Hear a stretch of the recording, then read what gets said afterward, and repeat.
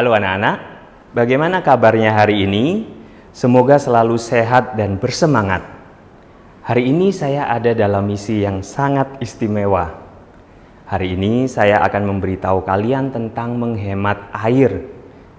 Saya beri judul, Setiap Tetes Air Berharga. Air sangat penting bagi kehidupan, karena tanpa air, semua makhluk hidup akan punah. Tumbuhan, hewan, manusia, lingkungan semuanya akan musnah. Itu sebabnya kita semua harus melakukan yang terbaik supaya kita bisa menyelamatkan air dan mengurangi pemakaian air yang tidak perlu. Seperti yang kalian lihat di samping, bahwa 3/4 dari bumi kita ini ditutupi dengan air. Ada bagian yang biru, itu semua menandakan bahwa bumi kita ini ditutupi dengan air. Tetapi ada hanya sebagian kecil saja yang bisa diminum. Dengarkan baik-baik. 97% air di bumi adalah air asin. Jadi tentu saja tidak bisa kita minum. Lalu 3%-nya adalah air tawar. Namun dari 3% ini tidak semuanya bisa kita minum. Hanya 0,025% air yang bisa kita minum. Dan seperti yang kalian lihat, ini adalah persentase yang sangat amat kecil. Lalu air tersebut terus berkurang karena perilaku kita. Jadi setiap harinya air tersebut semakin berkurang dan berkurang karena perilaku kita semua. Mungkin kita bertanya, dengan cara apa saya membuang-buang air? Tidak kok, saya tidak pernah membuang-buang air.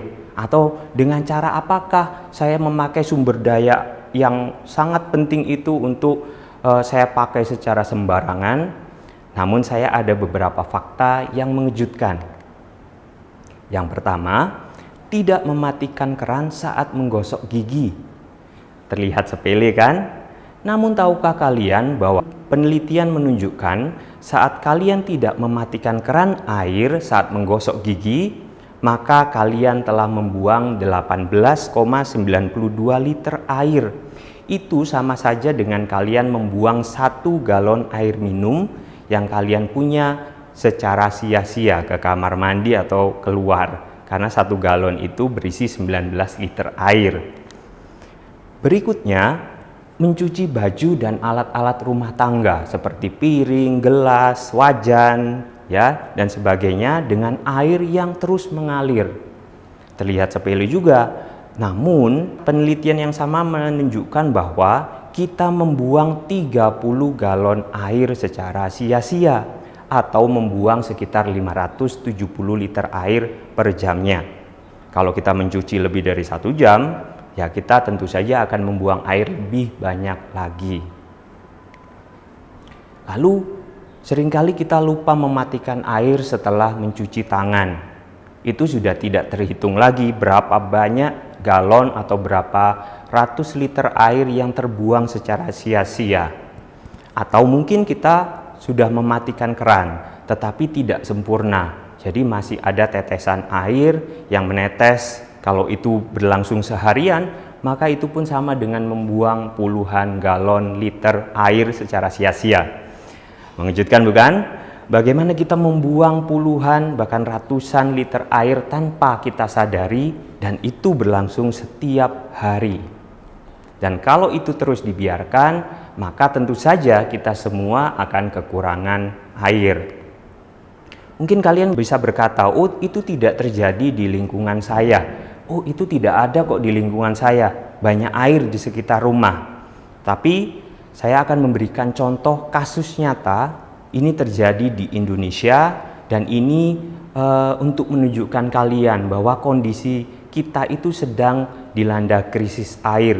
Supaya kita bisa sama-sama membangun kesadaran akan pentingnya menghemat air mulai dari sekarang. Yang pertama, mengutip dari Kompas, bahwa tahun 2040 Jawa kehabisan air, ratusan juta penduduk terancam. Ini berdasarkan penelitian baik dari Lembaga Ilmu Pengetahuan Indonesia atau LIPI dan juga dari Perserikatan Bangsa-Bangsa atau PBB yang menangani masalah air. Mereka menunjukkan bahwa Indonesia adalah salah satu negara yang akan mengalami krisis air di tahun 2040.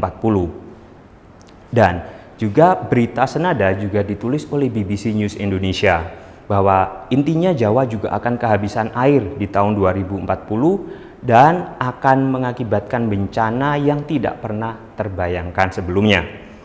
Dari sini kita tahu bahwa kondisi lingkungan kita ini sudah begitu parah berkaitan dengan ketersediaan air. Dan perhatikan saya, sebagai manusia yang beriman dan bertakwa kepada Tuhan, serta bagian dari ekosistem bumi, kita mempunyai tanggung jawab untuk menjaga ketersediaan air bersih, supaya bisa dinikmati semua makhluk hidup, hewan, tumbuhan, manusia, dan semua aspek yang ada dalam lingkungan. Karena kita tahu air itu sangat penting atau berperan vital dalam semua aspek tersebut.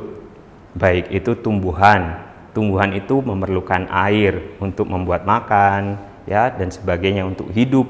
Dan juga hewan juga membutuhkan air.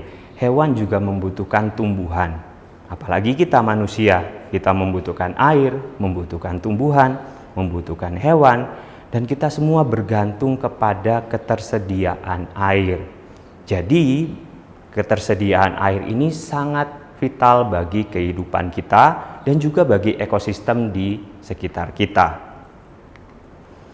Seperti yang kalian juga tahu, air dalam bentuk siklus air seperti tertunjuk di samping itu juga berperan vital dalam keseimbangan seluruh ekosistem. Dan berkurangnya ketersediaan air di area satu atau area yang lain itu juga akan berdampak dan mempengaruhi semua keseimbangan ekosistem yang ada.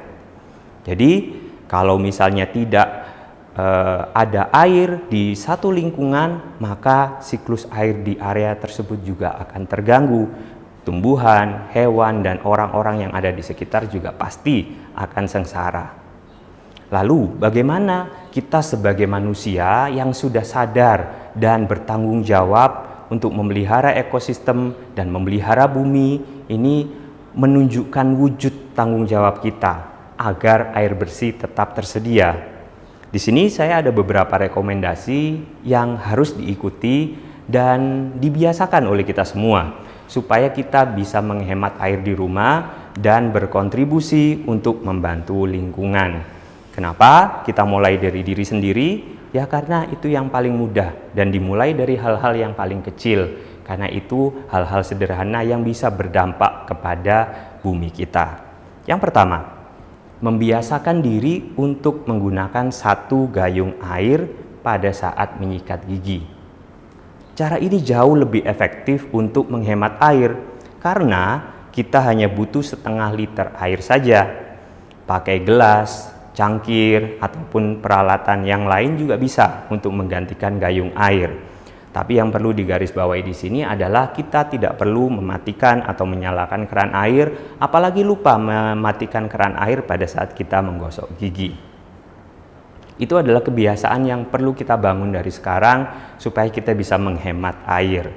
Yang kedua adalah membiasakan diri. Kembali lagi, membiasakan diri untuk mematikan air dengan segera.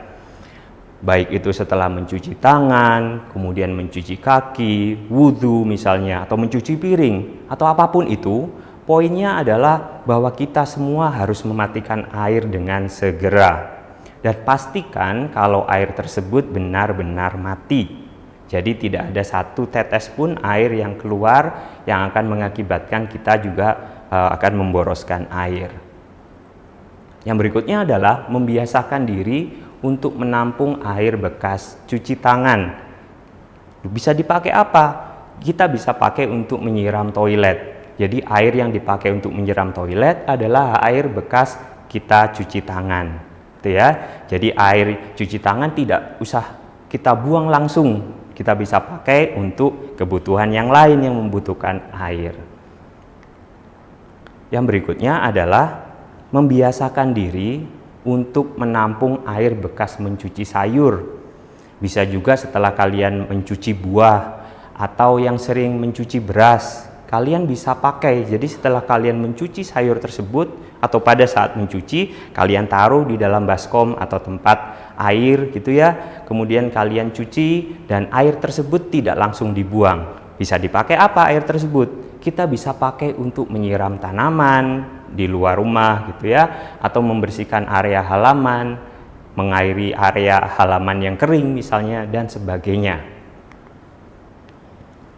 Dan dengan menghemat air dimulai dari hal-hal yang kecil itu, maka kita juga ikut menjaga lingkungan alam sekitar kita. Jadi saya akan bahas kembali lagi tentang air itu berperan vital dalam kehidupan makhluk hidup. Seperti yang tadi saya sebutkan, air itu berperan penting dalam tumbuhan untuk hidup. Air juga dibutuhkan oleh hewan, oleh manusia, dan semua aspek itu adalah berkaitan dengan ekosistem. Jadi ketika kita mengurangi air atau kita memboroskan air dan ketersediaan air semakin berkurang, maka semuanya itu akan terpengaruh. Tumbuhan, hewan, manusia, kita semua, lingkungan ekosistem akan rusak kalau kita terus-menerus membuang air dan memboroskan air. Dan juga dalam siklus air tadi, kalau dalam satu area siklus airnya terganggu karena ketersediaan air yang ada di sekitar kita ini berkurang dan semakin habis, maka bisa dipastikan keseimbangan ekosistem itu juga akan terganggu. Dan yang terakhir saya mau bilang, hemat air demi bumi yang lebih baik. Mulai dari mana? Mulai dari diri sendiri. Dan mulailah dari hal yang paling kecil yang bisa kita lakukan. Saya pikir itu saja yang bisa saya sampaikan. Semoga kita ke depan bisa lebih menghemat air dan menjaga ketersediaan air supaya bumi kita bisa terus lestari. Terima kasih.